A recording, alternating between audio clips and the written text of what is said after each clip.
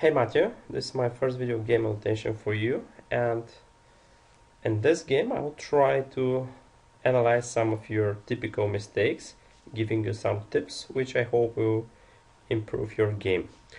Now we're starting with first move e4, and already we have French defense on the board after e6, d4, d5.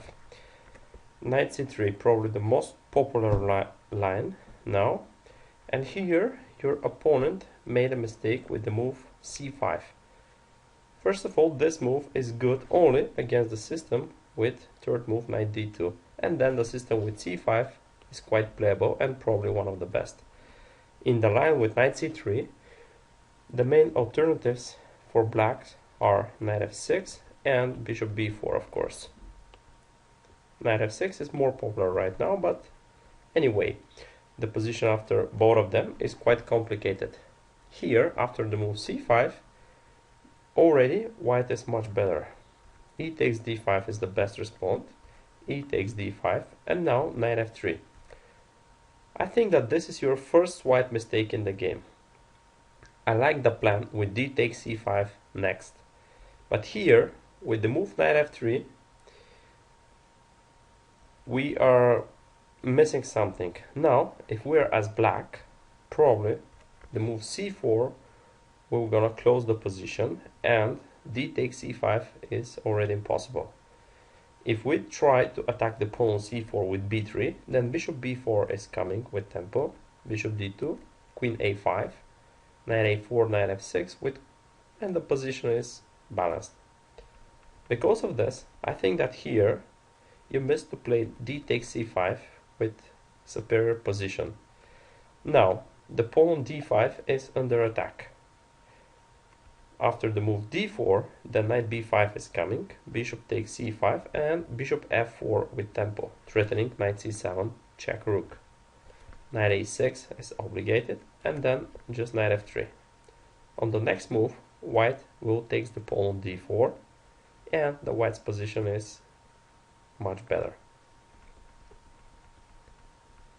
After the move knight f3, your opponent made the same mistake, moving the knight to c6, and then after d takes c5, your advantage is a serious factor in the game. Here, instead of d takes c5, there is an interesting alternative for you with the move bishop b5. It is a typical move in French defense against the knight on c6. Now, the idea for white is simply to finish with a development. White is much ahead, and then black will have some troubles with the e-file. The most important thing which you need to memorize here is that the move d takes c5 is good only after black plays bishop e7 or bishop d6, and then d takes c5 with the idea to win a tempo. For example, knight f6, short castle. White is waiting for bishop e7, and then d takes c5, bishop takes c5, and bishop g5. Look at this position. All of the white pieces on the board are perfectly developed. The open e-file is plus for us, and here we have a direct threat to capture the knight and then the pawn on d5. The only possible defense for black is bishop e6, but even after this, after bishop takes f6, g takes f6, knight d4, threatening knight takes c6, rook c8, and rook e1, white is close to winning. Because of this, I think that bishop b5 is at least an equal alternative in the position instead of d takes c5. But anyway, d takes c5 is going to win a pawn, so I cannot blame you for this move. Bishop takes, knight takes d5, bishop e6, knight c3, queen takes d1. So first of all, here in this position, to be honest with you, I prefer the move knight e3, just because this will provoke queen takes d1, leading to the same position just like in the game. With the move knight c3, now in this position, black missed to play the aggressive queen e7. With this move, black will keep the queens on the board, which is good for black just because they're with the pawn down. If you're with the pawn down, then you should try to keep more pieces on the board. And of course the opposite. If you have material up, then you should try to exchange as many as possible pieces on the board.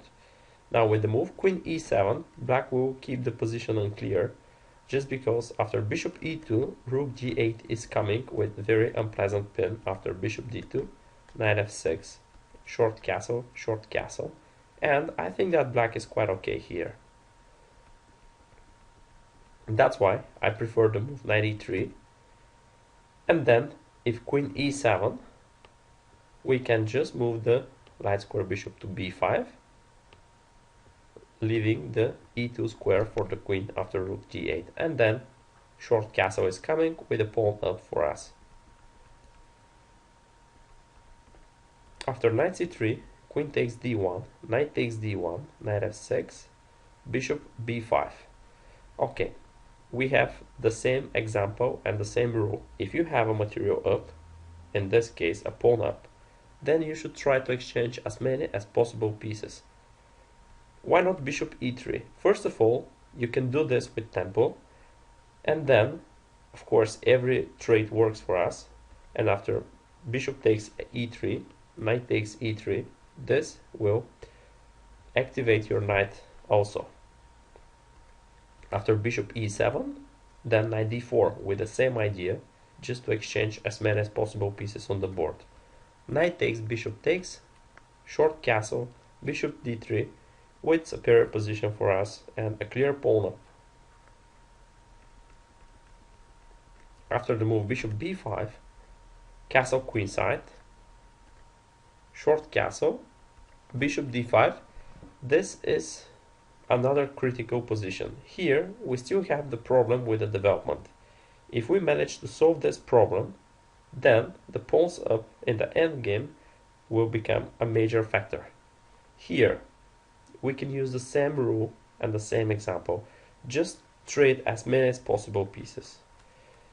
I guess that you just underestimate the position after the move bishop e3. And here my suggestion is just bishop takes e6 first and then bishop e3. Doing this, we can remove the light square bishop from b5, and now bishop takes f3 is not a serious threat for us. Doing this, we can keep the pawn up and the chances to win the game. After the move bishop e3, already the position is unclear. Even, to be honest with you, I slightly prefer to play as black, just because after bishop takes, knight takes, bishop takes, f3, g takes, and knight d4, we have a double attack. Black will gonna return the pawn down, and the position is quite interesting, because here in this position we have a knight against bishop, and here I'll try to introduce you with the most important things if that happened again in your practice. Bishop c4, knight takes, king g2, knight e5, rook d1, rook takes, knight h5, rook d4, g5. Until that moment everything is fine, and this is a critical moment from the game. Now we have to create a plan, or at least I need to introduce you which trades are good for us and which are not. Remember, the tandem between the rook and the bishop is always stronger than the tandem between the rook and the knight. There is another example. The tandem between the queen and the knight is always better than the tandem between the queen and the bishop, especially in the end games. So here, I think that your idea is just to exchange by pair of knights, and if it's possible, you should try to activate your king, just because for the moment black is hoping to create to block the position with the move g5 and then knight f4. So here we just need to reduce the material with knights or with the pawns on the king side. How can we do that? I would suggest the move h4. Look at the position now. We have two weak pawns, the h2 pawn and the f2 pawn. If we manage to exchange just one of them, then we can easily protect the other. With two weak pawns, it's not so easy. I think that the move h4 is the best one in the position, and then after, let's say, knight f4 check, just king g3, h6, and then knight d5, following the idea to exchange the knights. After knight takes, bishop takes, f6, and then f4, white is even better, because here we can activate the king and the bishop is active. Now let's follow the game and you see the difference in the position. Bishop d5. I don't like this move. First of all, this will gonna block the rook, and also this square is for the knight, not for the bishop. Knight f4 check, king f1, king c7, bishop e4, h5, knight d5 check, knight takes, rook e8, and here we have the last critical moment in the game. So much. You need to memorize something really important. If you have a light square bishop, then you should try to set up your pawns at the opposite color of your bishop. That means that here it's better for you to set up your pawns like that. With the move b3, you're doing exactly the opposite, and in the end your position was completely lost just because of this. Because after this move, black could try to block your pawns and then to arrange a position with a strong knight against weak bishop, which exactly happened in that game. g4, I don't like this move so much. I think that f6 was slightly better. a4, another mistake.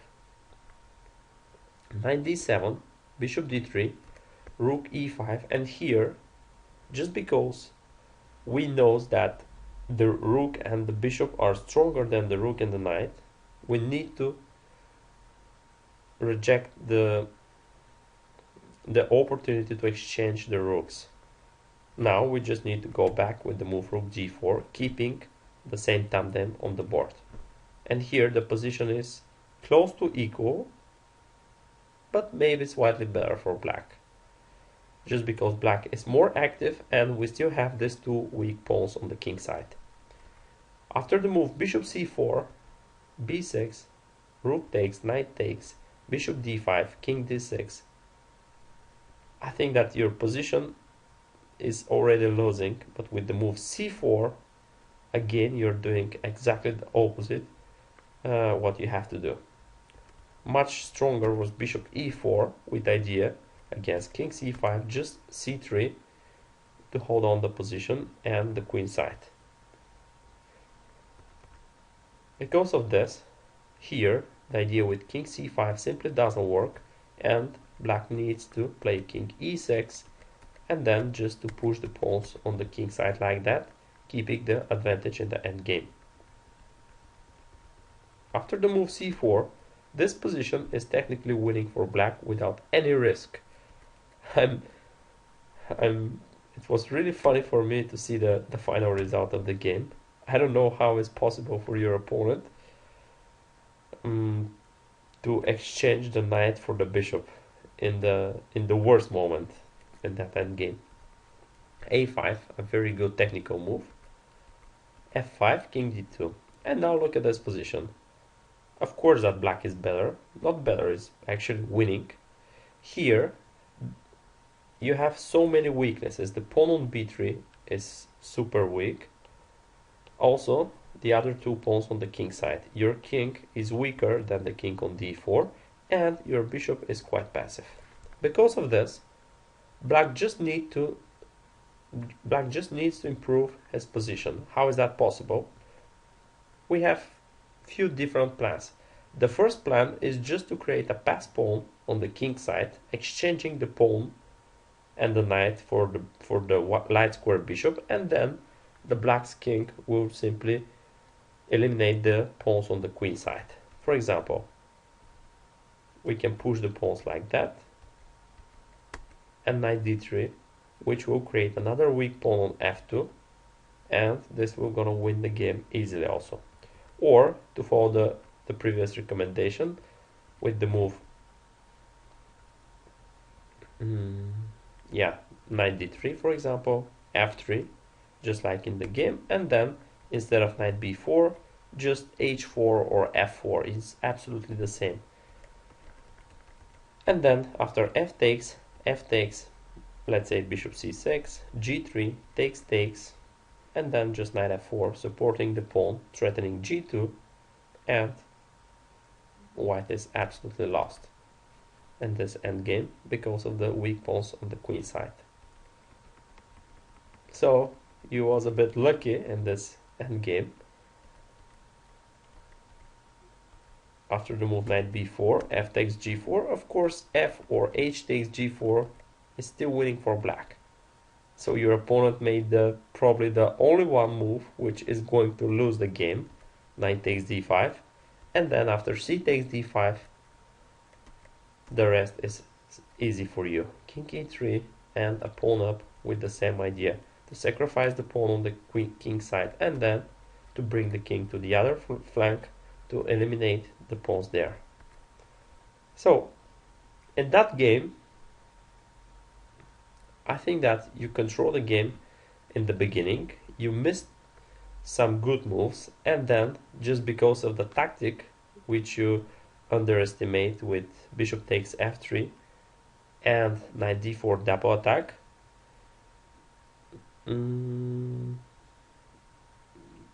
you arrange close to equal position, and then I saw that you're not familiar with the ideas in the end game.